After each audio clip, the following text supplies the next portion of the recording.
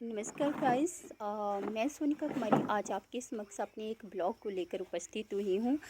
एक छोटा सा इंसिडेंट बताने जा रही हूँ जो एक लड़की की रियल लाइफ के ऊपर बेस्ड है, जिसमें शादी के पहले ही दिन उसके ससुराल वालों द्वारा उसको जलील किया जाता है। उसकी सास उसके ऊपर ये एलिगेशन लगाती है कि उसका चक्कर किसी और के साथ था, तो उसने उसके बेटे के साथ शादी क्यों की।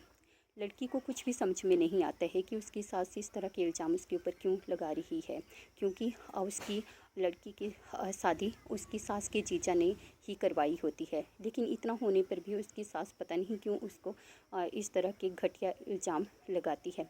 फिर किसी तरह से ये बात रफा दफा हो जाती है। फिर शादी के दूसरे दिन उसकी ननद आकर उसको ये कहती है कि भाभी, अगर आपको कुछ भी चाहिए तो मेरी माँ से मांग कर लेना। अगर आपको कुछ भी खाना हो या आपको खाना बनाना हो तो आटा चावल दाल जो कुछ भी चाहिए वो माँ से मांग कर लेना। और साथ में ये भी कहती है कि भाभी, आपकी जितनी भी ज्वेलरी है वो माँ के पास दे देना। वो लड़की मन में सोचती है कि आज के इस आधुनिक परिवेश में भी इस तरह की आइडियोलॉजी लोग रखते हैं।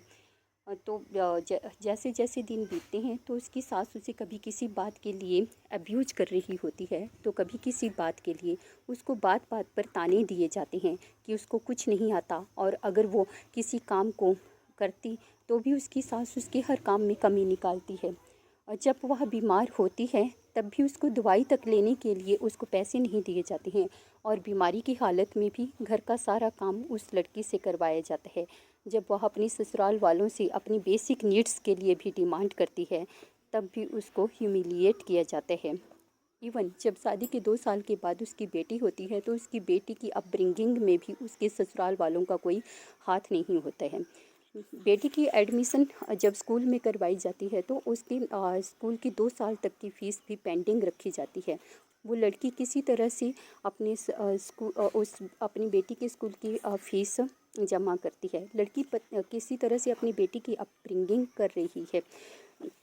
लेकिन वहीं दूसरी तरफ सोसाइटी का एक तबका ये कहता है कि उसके ससुराल वाले बहुत अच्छे थे। मैं आपसे ये पूछना चाहती हूँ कि क्या आपको इन बातों के बेसिस पर ऐसा लगता है कि वाकई उस लड़की के ससुराल वाले बहुत अच्छे थे? क्या आप अपनी बेटी की शादी ऐसे ससुराल में करना चाहोगे जहां आपकी बेटी के ऊपर हज़ारों रिस्ट्रिक्शंस लगाई जाएं, उसके खाने पीने उठने बैठने हर चीज़ पर पाबंदी लगाई जाए, उसके बीमार होने पर भी उसको दवाई तक ना दी जाए? क्या आप ऐसे ससुराल को अच्छा ससुराल कहेंगे? कमेंट करके अपनी राय ज़रूर दें।